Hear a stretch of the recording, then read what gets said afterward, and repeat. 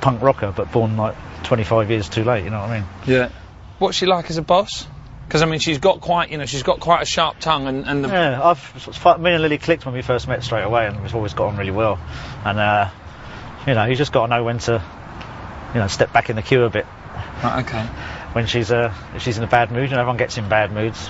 She just likes to see how far she can push people sometimes. Okay. Dale and Emily are my rocks. Well, you said Dell's managed to wangle it now that Dell doesn't do anything. Doesn't do any work at all. But I'm cool with that, you know. I'm happy to pay Dale a daily wage to sit there and do nothing, just because I need him there. I need his company. He's the world's most expensive guitar teacher. He's getting flown around the world teaching guitar and very little else, and he only does about 10 minutes a week.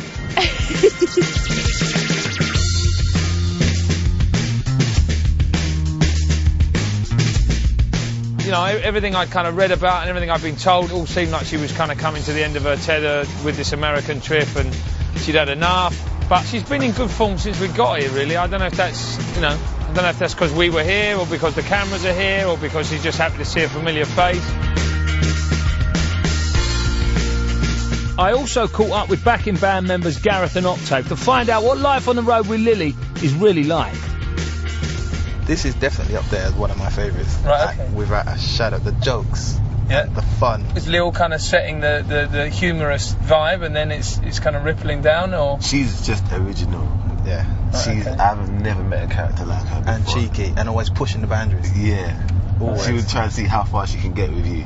Do you think this kind of the whole US tour has changed her at all, or do you think she's the same person you left Britain with 6 months ago? Or she's so strong-minded and so like knows what she wants that I don't think anywhere could change her. But you know, I mean, most of the grief she gets is because she's kind of running her mouth off about various things. She's very vocal though. Yeah. You know, some people think it, she thinks it, and then says it. Yeah.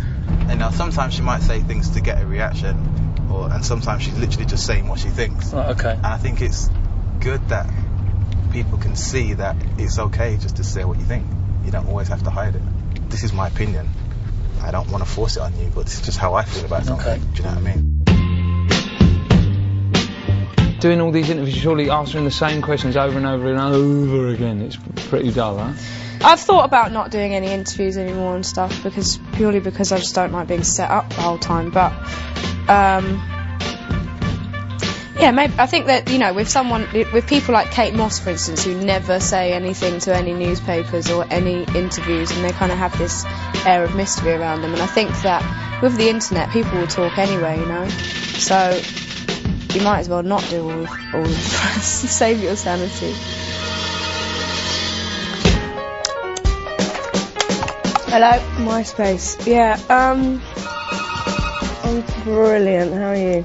Yeah, loads of interviews, couple of photo shoots. Hello, that's true that I went to 13 different schools. Hello, I'm just kind of doing what I'm doing. Sorry, I'm just eating some spaghetti. I've quit my US tour. Mostly I just listen to lots of old stuff, really. No, it's got nothing to do with Amy Winehouse. I don't really kind of look up to anyone and go, right, I really want to dress like her, etc, etc. Bye. Bye.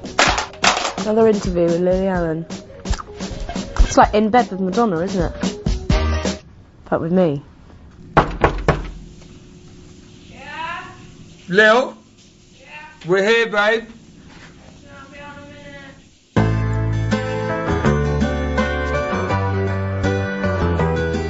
It's been well documented that Lily went to a number of different schools and finally left with no qualifications. But it's a little known fact that Lily went on to train to become a florist. The irony. Arranging flowers in your hotel room whilst you're on tour. The two most significant career paths in your life have now merged in Los Angeles. Yes, amazing, is it not? It's been a while. How long has it been since I've done this? 4 years? Do you find it therapeutic? Yeah, I think so. I like it. Sometimes I go to the flower market because I'm quite an insomniac, so flower market opens at about 2 in the morning, so sometimes you can go down to New Covent Garden flower market and go and buy out some stuff. Right. So what are we doing here? How do we do this? This is the spiral technique. What do you think so far? I think it looks really pretty. Under the circumstances, I think you've done pretty well. Yeah. I reckon we might be able to get those lilies in, actually. Yeah? Yeah. This is actually the first time I've seen Lily do this. I'm quite impressed.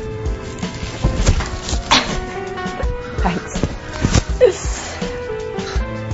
Not just a pretty face after all. Not just a pop star.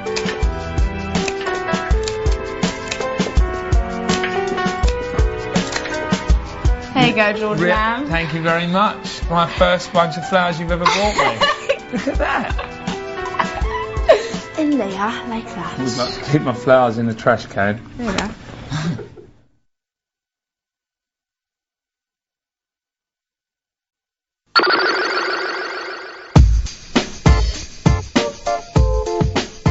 I've been in America with Lily for the last week. It's been a peek inside the world of Lily Allen, the international pop star. Now, Lily's always had an old head on young shoulders, but essentially, she is just 21 and new to the spotlight. Lily's never been the most confident person in the world anyway. Although she has a lot of bravado and a lot of front, and she's hidden behind her kind of sharp tongue and her wit and her intellect often. You know, her one real kind of gift, I suppose, is her voice. Actually, she is quite a shy girl, you know.